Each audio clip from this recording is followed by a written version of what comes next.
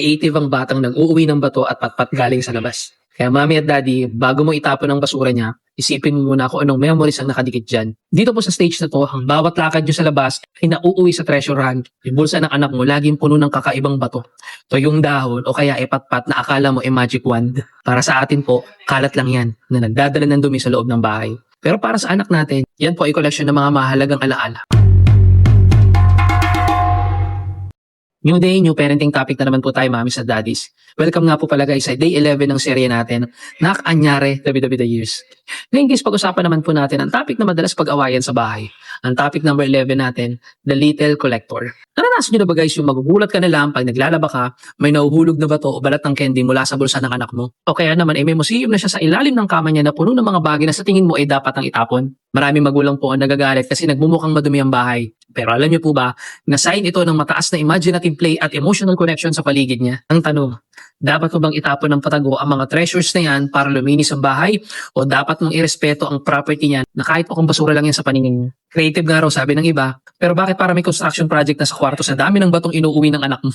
Ito po ang mga kaparaanan para hindi magmukhang junk shop ang bahay niyo nang hindi mo nasasaktan ang damdamin ng anak. Una, the memory box rule. Imbis na hayaan po nating magkalat sa buong bahay, bigyan po natin sila ng isang box. Sabihan mo siya, dito lang natin ilagay lahat ng special treasures mo ha. Kapag puno na ang box, turuan silang mamili kung anong pinaka-special para matuto rin silang mag-let go ng luma. Pangalawa guys, no, validate the find. Pag may inuwing bato ang anak mo, tanungin mo, wow na, anong special sa batong yan?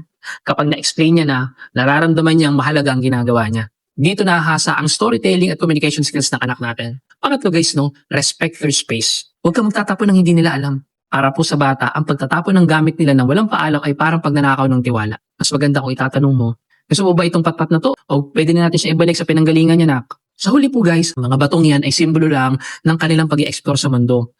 Hindi baling magkaroon ng konting dumi o kalat sa bahay, basta't ang puso at isipan naman ng anak mo ay malayang nakakapag-express ng kanilang pagiging bida.